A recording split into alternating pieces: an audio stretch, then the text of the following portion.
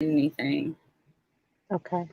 So, but I'll still probably forget something because that is my life. Okay, and we're live now. For some reason, Facebook's algorithms have been like really slow lately to like show people that we're live. Hi, I see some people tuning in. But like in our book club group, bless you. In my book club group, it's been like very slow. Hi, welcome.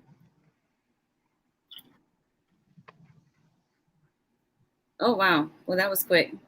Hey, Karen. Welcome. So we're talking about AAC today. Hi. Yes, please say hi in the comments. And if you have any questions, feel free to say hi. If you have any questions, feel free to ask them. Pam is here. Hi, Pam. Pam is in our comment section and will be answering questions for you in there. We're really happy to have you. And Kimberly is also in my comment section, one of my admins. Hey, Cindy. Posting all your links, Tiffany. All right, so welcome. My name is Megan, and I am your host tonight. And I'm with Not an Autism Mom, and I'm here with one of my fave accounts. This is Tiffany from Nigh Functioning Autism I know you from IG. I'm like your biggest fan on IG. And you also have a Facebook account. You also have a website. You do all of the things. And you are an autistic advocate, right? AAC user. And you are one of my go-tos for AAC content, for sure.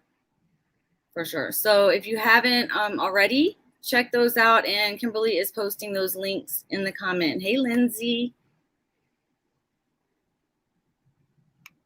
Welcome. Sonia from Neuromess. Awesome. Welcome, Sonia. I hope I said that right. What did I leave out for you, Tiffany? I am a mother to 3 neurodivergent children. An AAC user. I have ADHD and epilepsy as well. Awesome. Jules is in the house. Hey, Jules. Thank you for that. And Pamela Harris is in the comments. Pam is from AssistiveWare. And AssistiveWare makes Proloco to Go. Something about touch chat.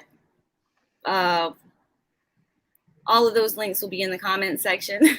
I don't know all of them because I just do Proloco to Go with my son. I'm also a parent of an AAC user. I don't use AAC myself. And we've been on a hell of a journey through AAC. And so this is basically a live to kind of catch you up, to make you more knowledgeable than I was when I first started our journey with AAC. We'll be going over what AAC is and how you can get an AAC. Informally, Sorry. That's okay. For your child. Did you have something to say, Tiffany? No, it spoke too early. Misfired. Okay. Yeah. All right. So AAC stands for Augmentative Alternative Communication. And that's basically anything that's not speech, using your mouth to talk. And Tiffany, you're going to correct me if I say anything wrong because I'm not an expert. So please do correct me at any time. So there's no-tech AAC, there's low-tech AAC, and there's high-tech AAC. So no-tech would be sign language, gesturing, body language. Are there any other no-tech AACs that you can think of?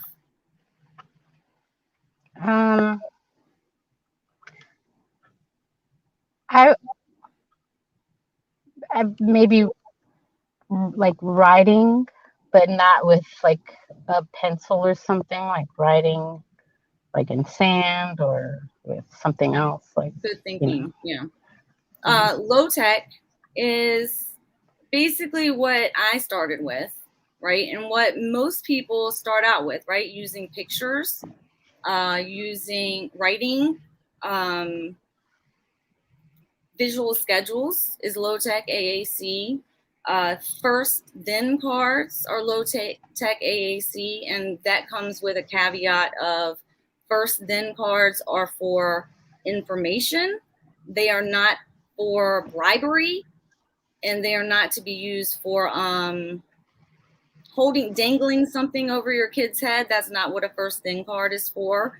First then card is strictly information. First, we're going to do this, and then we're going to do this. And your kid can do that too, right? So it's like a visual schedule with 2 steps. And this was my visual schedule at home. It is so low tech. It is the lowest of techs. And seriously, it has I've made some pictures. Like the aquarium was one of my words that we had. This is how we started out. Picture of dad was one. Headphones was one. We just started taking pictures of everything, and we used them in our visual schedule, and we use them in a bind, we put them in a binder, right? So like a picture binder is another one. Do you have anything to add to this? Low tech.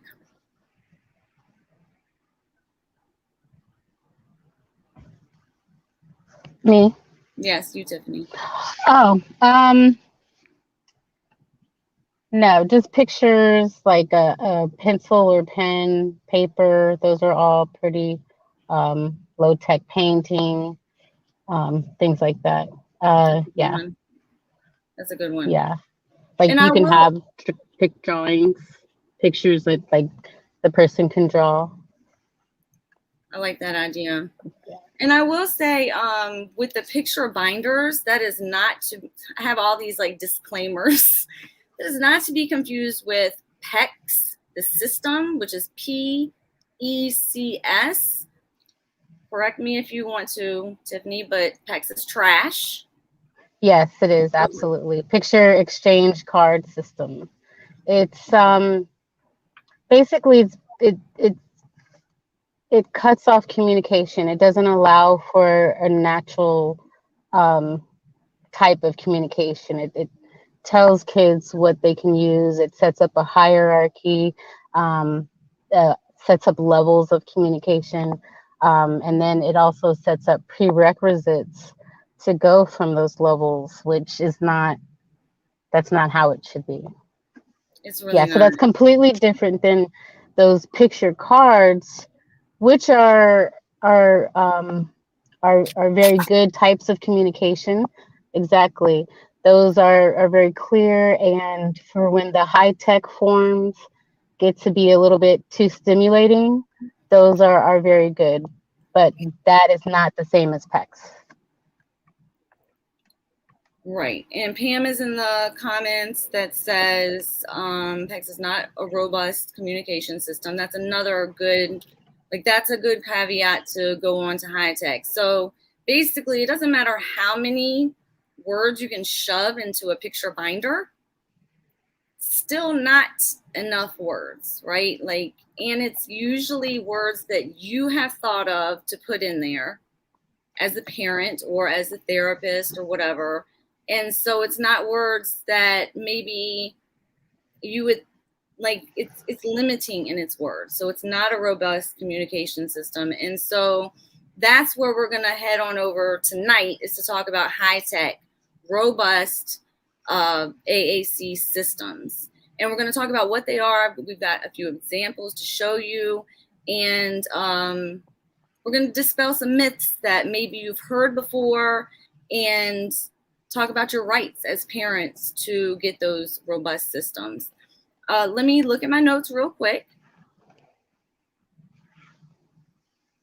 So when when we started our journey to AAC, my son, who was like didn't even have a word yet, right? Like my son was 4, which is way too old to be starting AAC. I mean, it is ridiculous that I didn't even know what AAC was. I didn't know what an AAC device was. When I thought of what AAC was, I thought that an AAC device was a machine that only did that one thing, right? So like something really fancy, not that they're not fancy, but like something really specific that was hard to get and out of like just something that I've, something that it was almost ethereal to me or something, right? But that's not what it is. So like my kids had like 12 speech therapists up until that point because they were in early intervention. They didn't talk there. It wasn't until we switched doctors and found another doctor when he was 4, when the doctor was like, "Oh, let's get let's get an assistive technology assessment. I'm sure he has a lot to say." Right? Like he's a smart dude. Like I'm sure he has a lot to say. Let's get him let's get him communicating. So we went through the process. It was horrific. It took us a year before we finally got our own AAC device through Medicaid. And it wasn't until it came in the mail that I realized that this is an iPad. Right, yeah. It's a freaking iPad, Tiffany. Like, wait a minute. I mean, it has a fancy case, right? It has a kickstand, it has a handle, but this is an iPad with an app on it that I could have gotten myself. And I realized that that's also a privileged thing to say, right? That I could have gotten that myself. That's super privileged, and I get that. But in a year's time, that was a lot of headache. So, Tiffany, what was your journey with AAC? Like, how has AAC helped you, or how did you get started with it? Okay. I'm going to use AAC for this. Informally, Can you hear that? Mm-hmm. Okay. pretty much always used AAC. I can't speak about feelings at all, but I can write about them. But I never shared my feelings with anyone, even though I wrote them. I guess it never occurred to me until recently.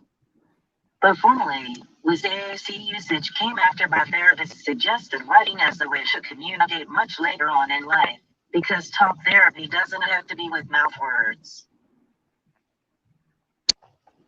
And that was also by accident, which you shouldn't have to come by something so vital by accident, So if I wasn't introduced to it just randomly, if I didn't have that particular person in my life, like randomly, then who knows where I'd be right now, It's a shame. It's a shame. But I'm glad you have it now, and you know exactly like how important it is for people to know about it. And then there's just so much gatekeeping involved with AAC, period. Yeah, I see. Like if you go on to like Instagram or TikTok, you'll see so many pets that have access to AAC. Like they have more access than humans. Did you say to, pets? Huh? Did you say pets? Oh yes, pets can speak very fluently as well. Pets can learn thousands of words and they can express hundreds of words. But if they have AAC devices now for pets that are flooding the market, and when that first started becoming big, I thought, okay, well, now it's going to be obvious to people if they think that pets surely have a lot to say. Now the whole world has changed. we're going to have instant access to AAC for humans because they're getting it for pets. So now they know that all the humans have a lot to say too. But it's been a couple years and I'm just seeing more and more pets with access, and humans still have the same lack of access. Pam said, yes, there's now a Facebook group for dogs who use AAC. Would you look at that? All right. Is there anything else you'd like to add about using AAC? I don't want to ever cut you off. I just think that it should start, well, actually, in an ideal world, AAC would be used by all the humans and, of course, all the pets now as well. And as well as all the sign languages that are in everybody's individual countries alongside speech. So if everybody's using all of these different types of communication at all times, and one of those forms never develops properly or develops like the typical population, there wouldn't be any lack of communication because we would just fall on the other types. Like, okay, so we don't have sign language because of motor skills or speech, but we've been using AAC the child's entire life, or all humans' entire lives. Or, if they never pick up the AAC, they can always fall back on speech or sign language and all the different forms or whatever, but all those different forms should be used. But that's in an ideal world. So if we can't get it, to be that widely used, at least at very minimal, AAC should be introduced in early intervention and never after that. I mean, like, it should be introduced after that, but it should be, like they say, early intervention should be as early as possible. I feel like that, but with AAC. Absolutely. Absolutely. In my perfect world, I love your perfect world, but in my perfect world, it's in like all of the early intervention. It's just part of early intervention, right? All of the therapists come to that AAC. It's in all of the early Head Start programs. It's everywhere, right? Like, it's in all of the preschool programs. It's in it's flooded, right? Like, it's just normalized. Yeah. We have this as an option, right? So,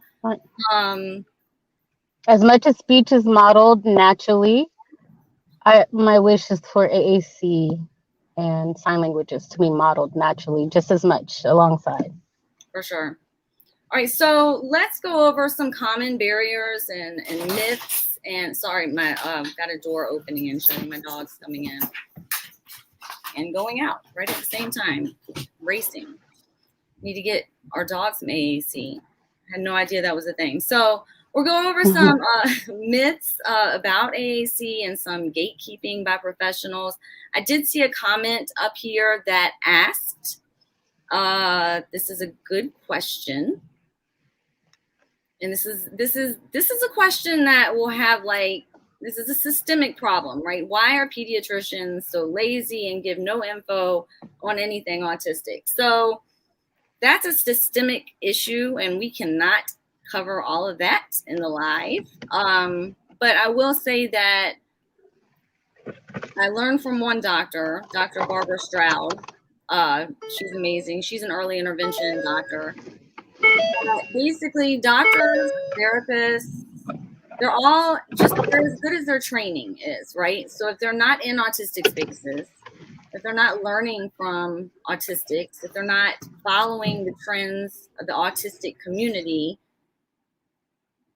then they're decades behind, right? So AAC, I think that's like an endorsement for SLPs. I don't even think that that's part of their college programming. I'm not sure. I mean, correct me if I'm wrong, anybody, but it's not part of the system of training for teachers, for pediatricians for sure, right? They have like 1 semester in child development and that's it. So it seems to me like everybody's passing the buck to the next professional, because like the pediatrician's not going to tell you.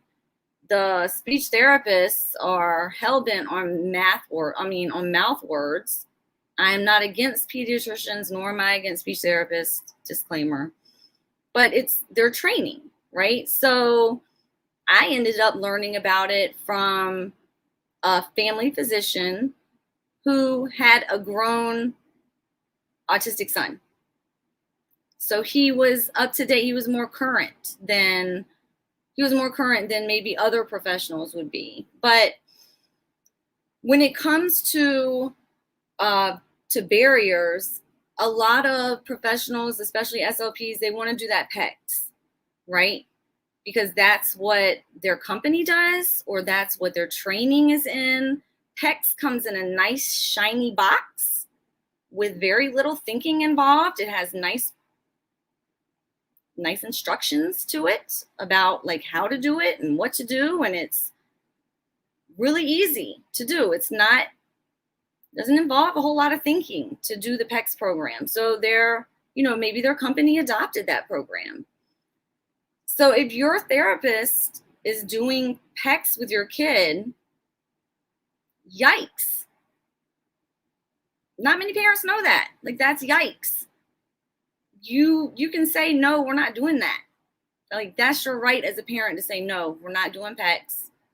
We're not like micromanaging the way he's handing me a card so he can go on to the next level. No, we're not doing that.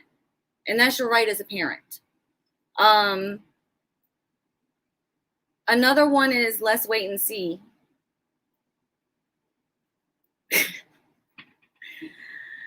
That's a problem, right? I mean, that's a huge problem. Let's wait and see. And that's tied to, that is also tied to the misconception that AAC hinders speech development. And that is absolutely false.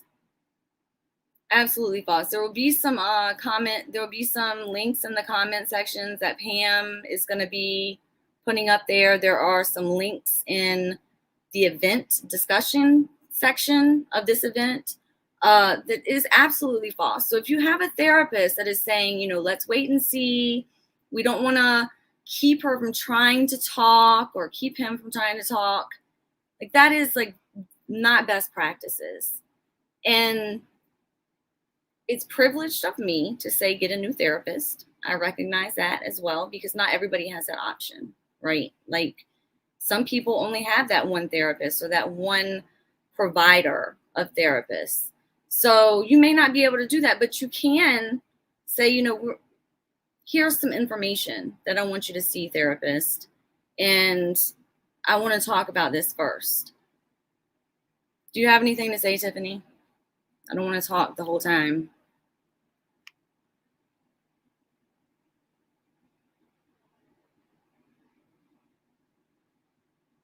Uh-oh, you're muted. Oh, I can unmute you myself. I can do it. Oh, I can't unmute it. Your mic is not connected, it says. Not connected, it says. Uh-oh. Can you hear me? Yes. Yes. Oh, okay. Just going along with what you were saying, that it's a privilege to get a new therapist, but I think sometimes a bad therapist actually puts you back farther. Because again, they can hinder the progress. Excuse me. They can hinder the progress you would have made without them, basically. They do gatekeep a lot of the AAC tools, and they say that AAC is a crutch. The crutch part I don't understand, because a crutch is just another form of an assistive device. So it helps people walk. So I don't see why that's a bad thing. Like, some people can't walk without their crutches. So for people to say it's crutch, I think that's actually accurate, and it's a good thing that it's a crutch. It helps people communicate what they couldn't do before. Um, and I do want people to know that any particular day a person cannot communicate their desires, dreams, goals, wishes, their pain, like even their physical pain, that is a day of trauma. So whenever we're talking about all these gatekeeping processes that make people wait, they're further traumatizing people who cannot communicate on a daily basis until um, that communication is taken care of. So not having something sooner is not good.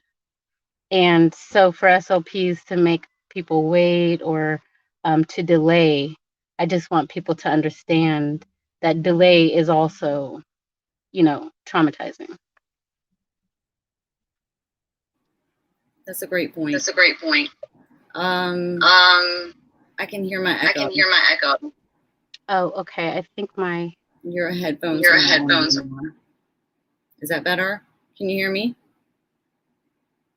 Okay. This is a great segue question. We have a question here. Actually, I'm gonna pin this one. See if I can pin this. Nope, I can't. What do insurance companies require to get the device? I called. They just said pediatricians saying it's a medical need. It's never that simple, right? No, it's never that simple, and you know it. We are gonna get to those processes in just 1 second. I did want to go over the one myth about the one barrier about let's see if they can do low tech PECs, picture exchange, any kind of low tech option before we try high tech, right? That is not best practices. If your therapist is saying that, that is gatekeeping them from having more words and more options. Also, Pam is going to put, so I think she already put some articles about that you can give to the therapist or whatever about that type of skill prerequisites. There are no developmental or skill prerequisites to trying high-tech AAC, a robust AAC system. There are several barriers to getting AAC, but skills should not be one of them. They should not be making your child prove that they know cause and effect. Like if I press this button, it's going to make a noise. They don't have to prove that before they try AAC, because oftentimes AAC is so much the robust AAC systems are so much easier to use than picture exchange, because those pictures are always getting shuffled around. That muscle memory is so much easier to acquire on a system that has that button in the same place every single time. So if your kid has motor differences, right? If your kid has dyspraxia, apraxia, again, I'm not a doctor. I'm not an expert, but if your kid has motor differences, right, and has motor planning issues, high-tech AAC will help them plan. I did want to show a picture of this one device that who knows what's up here, because my other kid was playing with it. This is the Proloco to Go app, and it has like a home button, just like your phone has a home button, and this is our home screen. And then it has like a folder for people, places, things, food. It has a school folder. We made a school folder for him, and he brings this to school, and I've allowed his teachers to add folders within the school folder if they want to, right? Like, I've given them access to this folder that they can create folders inside if they want to. It doesn't move anything else around on his AAC device, and he doesn't have to use them if he doesn't want to, but they're there for him. And we have those options of customization, but it also doesn't move it around, move the other buttons around anywhere. It doesn't shuffle them around. So that really helps when you have a high-tech AAC system.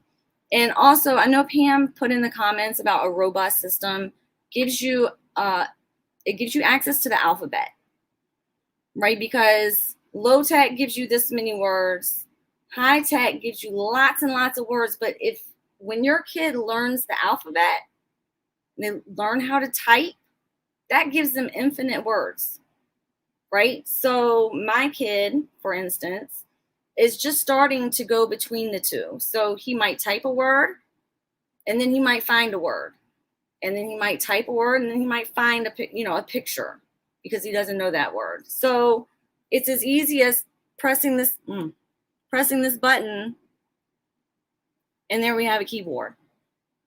I have predictive text on mine. I don't know if that's best or if that's worse or whatever. Everybody has their own options on that, but my kid is used to typing in YouTube things where it has predictive text, and he's good at that, right? He sees the word he wants and he can push it. So those are all options that high tech gives that low tech just doesn't have. Anything you want to say about that, Tiffany?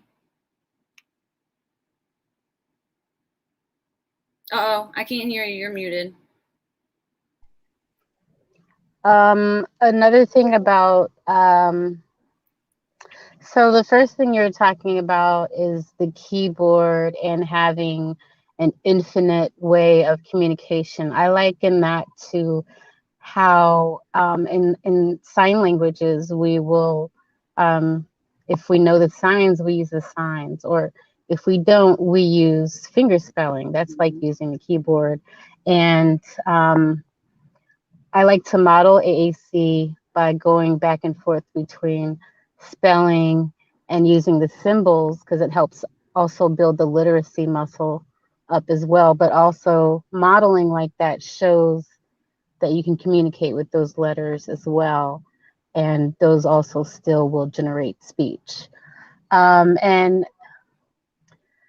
the difference that you were speaking about between high tech and low tech, things that low tech can't give you, like the ability to show somebody what you want on Google or on YouTube, or if you have trouble making facial expressions, you can hit a GIF up or a GIF real quick to give somebody, that gesture that your body can't make. So those are things that I want to say generally that people who don't use AAC don't think about. But we do it all the time, don't we? Yeah. I mean, yeah, we do that all the time. Like, I think that I've had complete conversations just in GIFs or GIFs or whatever they're called. Yeah. And we do it all the time. Yeah. Yeah. And why should somebody who's communicating through AAC, well, they should be able to use that. It's right there in front of them. Right. If your body can't make those gestures, your Google can. For sure. That is a good point. That's awesome. Okay, so let's talk about the different paths to getting AAC. All right, so the path that I didn't know about before we went on our own path was you can purchase AAC, an AAC app and an iPad or Android yourself, right? So AssistiveWare, who has Proloquo to Go and a few other apps, they are strictly on Apple or iOS. There are other apps that are the same way, right? They're only for Apple or iOS. And then there are some apps that are for Android. And then there are some that are for all. I think Cough Drop is one that's really, what do you call it? I think Cough Drop is an app that you can use on both. Yes, for browsers as well as Mac, Android as well. Right. Yeah, and Windows as well. And Windows. Okay. And then there's Touch Chat. I don't know much about Touch Chat. It's iOS. Yeah. It's iOS. So there's and there is going to be, either there was or there is going to be a picture in the comment section with the sales that are going on starting tomorrow. So October is AAC Awareness Month, and every October and every April for Autism Acceptance Month, these big AAC apps, the robust ones, go on sale for like 50% off, and some of them go on sale even more than that. So those are 2 months that you're going to get good deals on these. I'm not saying they're cheap. Like, I'm gonna be real with you. They're not cheap, really. I mean, Proloco to go is expensive. It's half price in October, but it's still kind of expensive. It's a bill, really, but you're only paying once. They're not giving you a monthly fee. It's not like Netflix where you have to pay every single month. You pay it once and you get updates for life. Correct me if I'm wrong on that, Pam. AssistiveWare did not approve this message. I believe you get updates for life on the apps that you buy.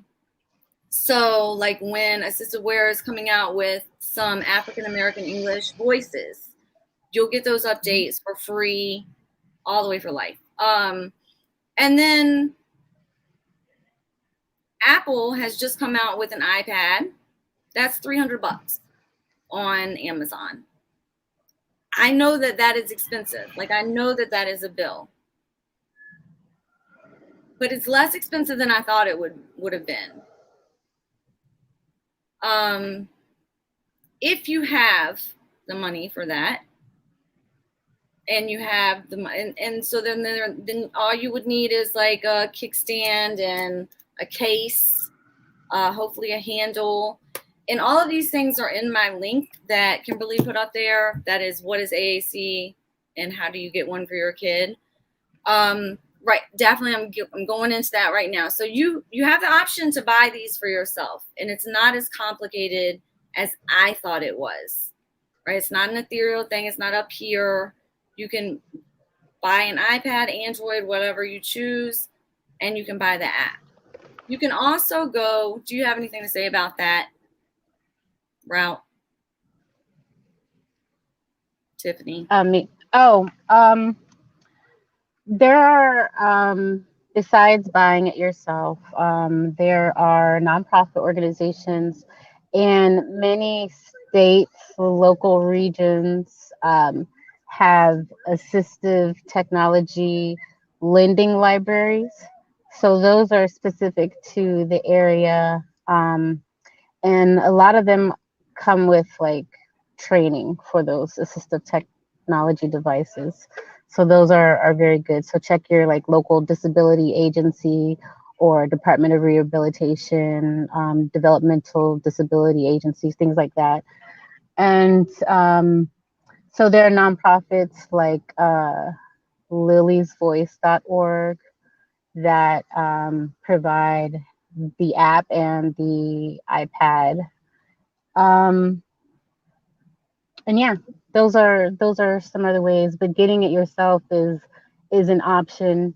You can use a used iPad, and then you get a deal in October, and you haven't, I know for some people it's exorbitant, any amount, but for some people.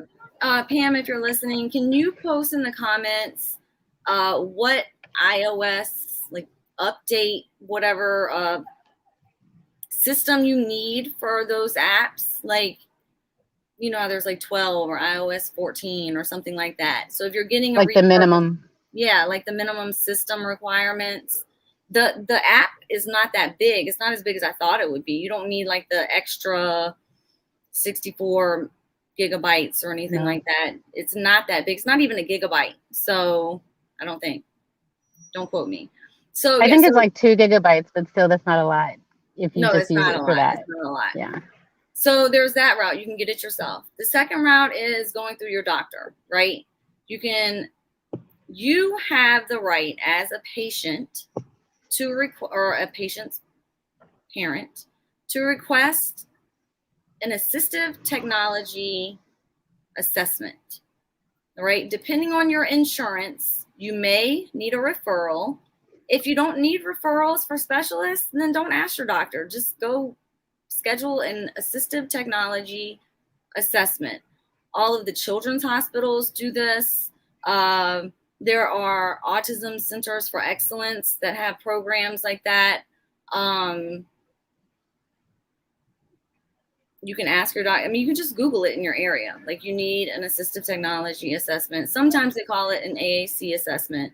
And that, when you go to that appointment, the speech therapist and possibly an OT, we had both when we went, will try out a few apps with your kid, right? And you're there to try them out too, because it really does make a difference if you kind of understand the app. Like, we tried two. LAMP was one, and LAMP Words for Life was one, and we did Proloco to Go.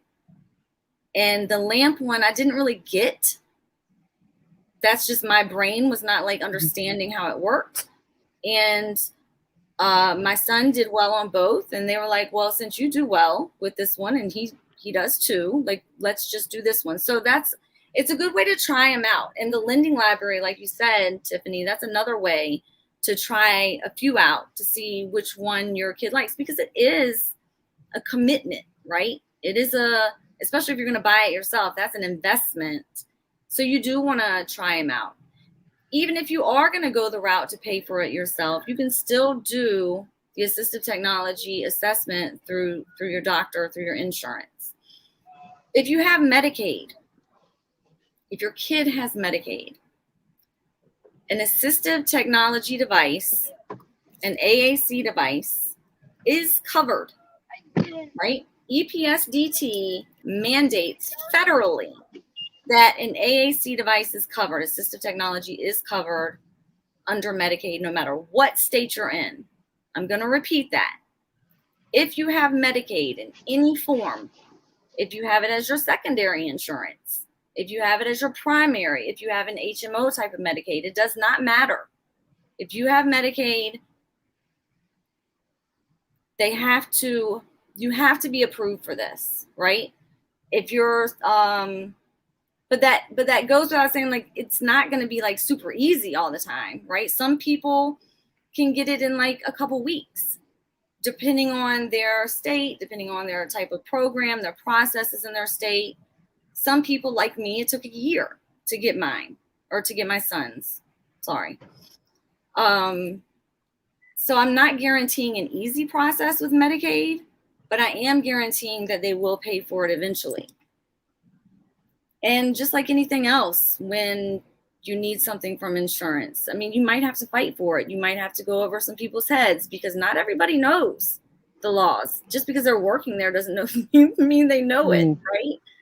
Like, they're just there, and they're only as good as their training. So it comes with that caveat of, maybe they will know that, and they'll just make your life super easy, and you'll just get your kid's device right away, or maybe you won't, but they do have to approve it. And Pamela says, every state has a Tech Act program with the lending library. Thank you for that. These are amazing resources that I don't even know about. Every state does manage their own Medicaid program and vary in their rules and regulations. That no means ask somebody else. Exactly. Can I speak to your manager? Can I speak to your manager? And while this is true that every state manages their own Medicaid program and the rules and regs vary, the fact that Medicaid has to approve this, if you go through their rules and regs, like if you get the assistive technology assessment and your doctor, or that assistive technology assessment, wherever you get that through, if they approve it, they have to cover it. And that is through EPSDT. if anybody can share a link to EPSDT, that's early periodic screening, diagnosis, and treatment. They cover AAC devices under durable medical equipment, and it is assistive technology. And it's not an option for any state to deny you. Now, if you have regular insurance, right, you have Anthem or some other for-profit insurance that is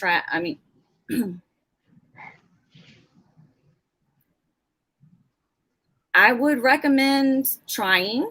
And then also, like Pam said, no means ask someone else.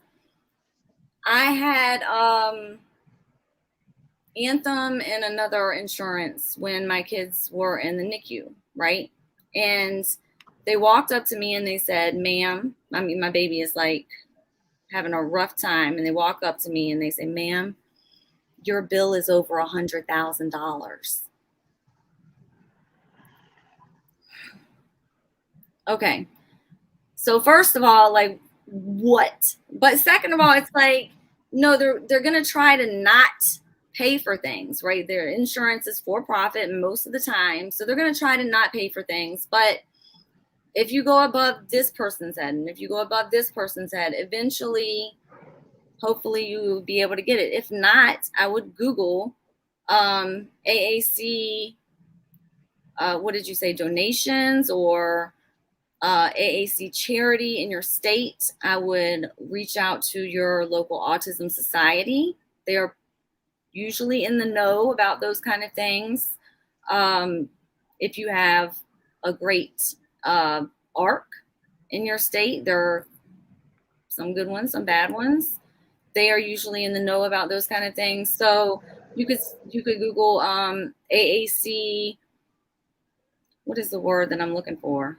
I'm looking for a word in my bank back here. Not donation. Nonprofit? Nonprofit or AAC grants or something like that. I would recommend doing that if you're having a hard time. And honestly, I wouldn't even wait for the insurance to.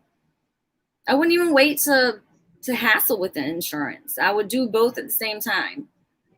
Yeah, and if you already have a tablet, just get an AAC app on there, and go to Five Below and get a Bluetooth speaker. I use this $5 Bluetooth speaker from Five Below called Vortex, and it's very loud. And with the tablet I already have, it makes a great device. Yeah, we actually had to take our Bluetooth speaker off because it's so loud anyway. Mm-hmm. Like it's so damn loud. We have to turn this thing down because it's so loud. I mean, you can ask somebody in your area. You can go on Facebook Marketplace and say, does anybody have an old, or not too old, obviously, but like an iPad that you don't use anymore, an iPad mini. My mom had an iPad mini that was just sitting on her shelf. She would give that to anybody. That's what I use.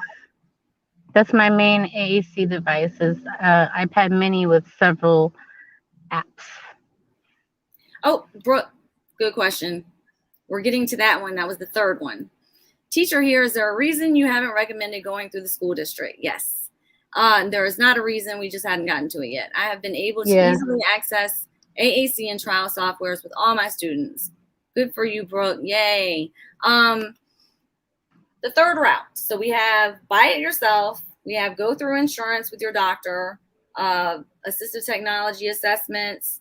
And then the third route is through the schools, right? So if your child has an IEP already, like if they're in special education preschool, if they're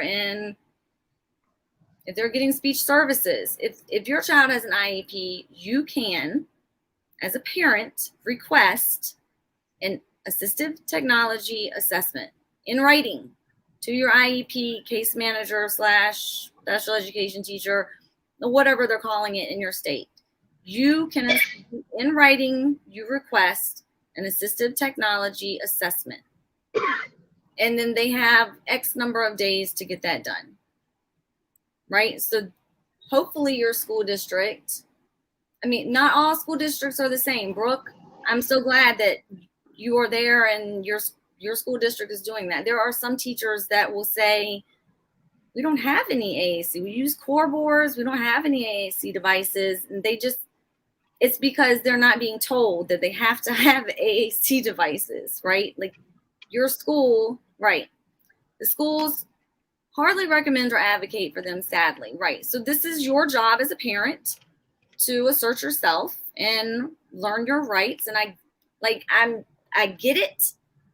Like shit ain't sweet in my circle either, right? So I'm telling you what to do, but I'm not saying it's going great for me either. And it is a struggle. But you have the right to that in your IEP, under IDEA. You can get that assessment. No, they're not going to advocate for it. No, they may not advocate for that because that means that they have to provide a device. I mean, they do. Like if your child comes away from that assessment and it is helping them, then that means the school has to provide a device. So that's why they probably don't advocate for it. Or if they don't. I hate to be like against the schools. I'm pro public education, pro teacher. So if they come back and they say, yes, your kid could benefit from an AAC device, that means that they have to supply that device at school. That does not necessarily mean that you're going to get a device at home, right? That doesn't mean that they have to send it home with you. Or maybe I'm wrong. I don't think they have to. Because I know a lot of people that have devices sitting at the schools while they're at home.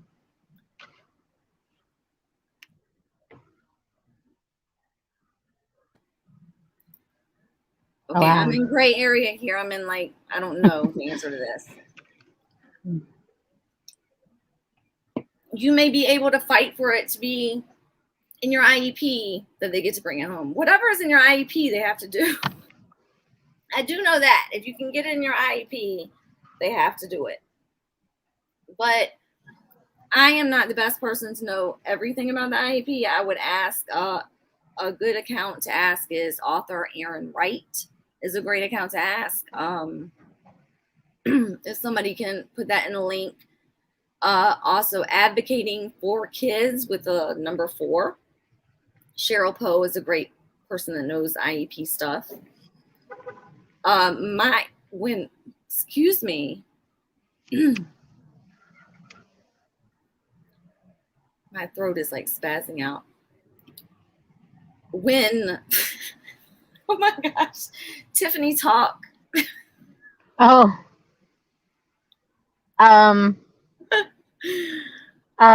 Yeah, you said author Aaron Wright. I know also of the IEP strategist on TikTok. Her name is Kim Kitsiko. She's another good person, and she talks about AAC and how to get it covered on her TikTok account as well. There's also a Facebook group for IEPs, something. I know one day in your shoes or something. A day in their shoes or a day in your shoes. That's an IEP thing. Yeah. There's a few IEP groups that I would recommend joining. And also, if you're thinking about doing AAC with your kid, if you're thinking about AAC for your kid, I would join Ask Me. I'm an AAC user. That is my favorite group to join because you're asking AAC users. Of different disabilities. They're different ages that they've started using AAC. So some of them have only used AAC their whole lives. Some are part-time users. All kinds of disabilities. So it's not limited to specific situations. Like you were talking about, if you don't have motor planning, you don't even have to have any kind of motor at all to be able to use AAC, because there's different ways, like the eyes, or if you can just move one finger, that's all you need. So there are people who use AAC in that group with those specific accommodations and needs as well. So it's a very good group because it's so wide, well-rounded. I agree. I love that. I love that group. I'm not sure what this is. Maybe this was in the comments. Maybe she's in the comments. Yes, Amy, always ask for an advocate. Like, seriously, nobody should IEP alone. Like, seriously. Even if you just take your mom or like anybody, nobody should IEP alone. Don't go in those meetings alone. It doesn't matter who you take with you, just somebody that is not emotionally invested, and they can help you see through, right? They're not like, this is not my baby, this is my baby. Take somebody that's not like that, so that they can, see the things that you don't see because you're focused on, the heart, whatever. Do that. Yeah. So that's the third way to access AAC. And when we went that route for Jay, we were still in the process of we had a rental device through we had to go through a rental device, and like through our insurance, we had to do all this stuff. And then the trial device. Yeah. And then once he got used to using it, here's the kicker. Yeah. Once he got used to using it and they approved him, we had to send this bad boy back and wait for him to get another device. Like, no, they didn't send the new device and then I could ship it back after it came. No, we had to send this back in the mail, like take all, like he got used to using it and he's using it for like different things. And all of a sudden we have to like take it away from him, send it back in the mail. So that's what we had to go through. But luckily at the same time, we were getting it through the schools. The school had done their assessment and they said, y'all take it home. Like, he had it at school and they were like, just take it home until he gets his. And really it's best to have two for modeling anyway. And this is not an AAC best practices webinar, so I'm not going to go into all of that stuff. Learn from AAC users is what I would suggest. AssistiveWare has an excellent blog, and I know that I seem partial to AssistiveWare, and that's because I am. I'll be honest. I see AssistiveWare as more of like a disability justice type of organization than just them trying to push their products. Like Pam, who was in the comments, was like, don't even tag us because I don't want people to think that we're only here, I don't want people to think we're selling anything. They really are interested in access across the board, no matter what. They want your kid to have access to high, robust systems. They want your kid to have access to communication, because communication is a human right. And it should not be limited, and it should not be denied. So somebody said I posted a link above with info about taking AAC home from school. Thanks, Emily. Appreciate it. We're all in this together here. To piggyback on that, some of the other AAC companies don't provide like the extra like voices, where I think your AAC should be like very customized, and it should be as personalized as like the words coming out of someone's mouth, right? So I think Proloquo to go and Proloquo for text and AssistiveWare, they have not only a lot of the child voices but accents, but they have the African American voice that I use, Tamira, and the ones coming out. So is that the new one? Is Tamira the new one? Yes, that's the one I used earlier. Oh, that's cool. Yeah, they've been doing a lot of work behind the scenes trying to get African American English voices put out. The little boy voice, I cannot wait for it to be live. Pamela, no pressure. Hurry up, hurry up. But they do a lot of work in that, and they work hard to reach out to the community as well. If you do get Pro Loco to go or something like, or one of their apps, they have a Facebook group where you can ask questions anytime. They also have a group for teachers and therapists where teachers and therapists can ask questions anytime, and they are so responsive. Go ahead. Oh, I'm sorry. There's a group for adult users bi-weekly as well that I attend sometimes. I would not know that. Mm-hmm. That's awesome. I mean, like, when I met Pamela, like, she reached out to me. I didn't reach out to her. She saw I wrote an article about having to send Jay's voice away in the mail. Like, in just the whole process of like what I went through. It's not me. It's not about me, right? Like, it's the system that I'm just like, right? It's not about me. It's about him. And why is it so freaking hard for me to get this for him? So, like, the process that we went through, and then, like, after all of these things, he had to jump through all these hoops, and then at the end, he has to put it back in the mail. Nobody cares about him having to do that, and it's wrong. It is unethical. Malpractice, I have no idea, but it is unethical for sure. So I wrote that article that just said, like, AAC needs to be more accessible. And Pam reached out to me and was like, hey, how can I help you? And how can I help your followers on Facebook? Like, what can we do to help? Who does that? That's true. What company does that? AssistiveWare does.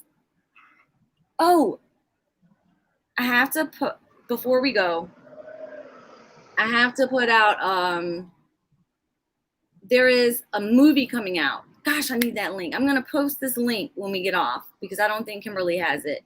Oh, Pam, you probably have it. There's a new movie coming out. It's like 60 minutes, and it's Jordan Zimmerman's movie. And it's called This Is Not About Me. Yes. Yeah. Oh my God. It is going to be like required freaking viewing for every teacher, every SLP, every teacher in training, everybody is going to be required watching. Pam, can you put that link in the comments to order that? Because you can pre-order now for like $4.99 for when it comes out. When it comes out, it'll be $9.99 to watch it. But when I tell you you have to watch it, you have to watch it. It was like chills for an entire hour. Amazing. Tell me what you're going to say, Tiffany. Did you see it? No, I've seen the trailer, and I shared the trailer on my Instagram page, and yeah, it's going to be great. I've seen a couple of the scenes. It's going to be awesome. October 13th. It is that good. It is even better than, I haven't seen the trailer, but I'm sure it's even better than the trailer was. I mean, it was like, hey, that's my kid. You know what I mean? Like, that's my kid. And it's not some kind of like fairy tale either. It's not like, oh, these people were rich and this is how they got all this stuff. No, it's just a regular family fighting the system, trying to get access, trying to gain access to whatever. I mean, I don't know how old Jordan is, but she's in her 20s. She's like 24 now. Yeah. So that's with Communication First is part of that. AssistiveWare is part of that. And I forget who else. I don't know. But please put that. Thank you. Kimberly found it. Thank you. This is not about, it's so good. Is there anything you want to say before we go? Yes, I forgot to mention that AAC is actually how I learned to form words. So I could read from a very early age, but my speech was made up of scripting and echolalia for a long time until I learned to write, put my own letters together. And if I had had AAC, it's like some kids, like they will communicate their echolalia through what they hear. Mine was primarily through what I read, some of what I heard, but through what I read. Learning to manipulate the letters and sounds actually is what helps me form spontaneous speech. So if I had had AAC, that would have been a lot earlier. And with AAC, kids or, adults even are making their own scripts. If they need to hear the sounds, if they need to hear the words, they can make up their own words, play it to themselves, and use that as communication later. So that's one way AAC does help people who need that way to learn to speak. That will actually helps them have communication a little bit earlier. That is so true. I've seen Jay do that. He started typing, and he's been scripting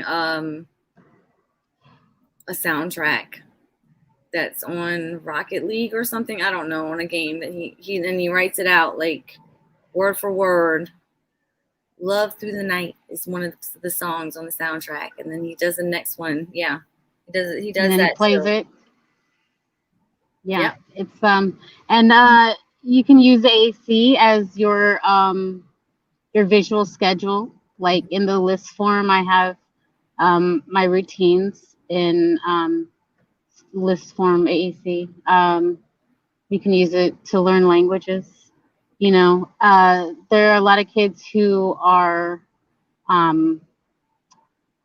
dyslexic, and AAC can help pair the words, the sounds. It's because it's multisensory that it helps, open up different channels, because that's kind of how our brains work in the first place. So AAC opens up so many different pathways to communication in ways that you wouldn't expect that if you didn't use it. There's so many different ways that I've learned just using it with myself and my daughter. It's true. And even with my son, that he does speak. He's also autistic, but he has fine motor issues or differences, and it's harder for him to write out the letters, so he'll type. That is an accommodation you can put on the IEP, like that. Right? My son has had that since kindergarten. A scribe and a typing device. Yeah, for sure. And there are lots of apps that do that. I mean, there's even like dictation apps. There's a Chrome plugin for that, for dictation. So yeah, there's lots of different ways to accommodate our kids, and AAC can do it a lot of different ways. The high-tech, robust systems can really enhance everybody's language. Every single body's language and communication. If everybody had an AAC device, they could type, right? They could point to pictures. If they don't know a word, they can use predictive text. This is how we communicate now. Like, all of the kids are learning how to spell with predictive text on YouTube right now. Oh yeah, communication should be quick, efficient, effective. So when you were talking about predictive text and you said you don't know if that was right, I was like, yeah, that's right. Everybody has an opinion on that one. Everybody does. They're like, take that off, or they're like, yeah. I totally get it, but there's like times when you need academic learning and times where you need to shut that off and just communicate. And we do need to separate those times. Like, because when we're like in our house, like I might use AAVE, like African American Vernacular English, but I know outside of the house that I'm going to speak a different way, even though it's not as fast, not as quick, not as natural. So that's how AAC, those kind of things can be taken. Like, there's an academic way to use it, and a quick, efficient, effective communication needs to happen kind of way. And unless we're doing that like kind of like formal type of speaking or writing, we don't need to pigeonhole students into how they should use their AAC devices, because we don't do that with kids' mouths. We don't say, don't use your mouth like this or whatever. So it is so true. yeah. So you were talking about predictive text, and I knew you're going to say there are people who have opinions on that, but I say like 80% of it should just be informal, but do teach the formal type as well, and do teach when to use those. Yeah.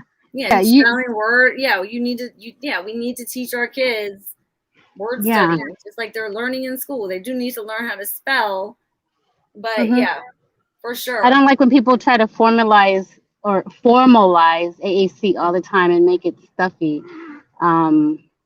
It's communication. It's your voice, so it should be fast and efficient and easy and natural. Right. And you made the best point there. And that goes back all the way to the beginning of our live. We are not here to micromanage how they're communicating, right? We're here to open up communication. Exactly. Just like with PECs, we're not doing that whole oh, you have to do it this way. No, we want them to learn how to do it the way that works for them. And honestly, you'll see if predictive text work. Predictive text works for my kids. They see the word and they point to the word. If you're seeing, I'm not an AAC expert.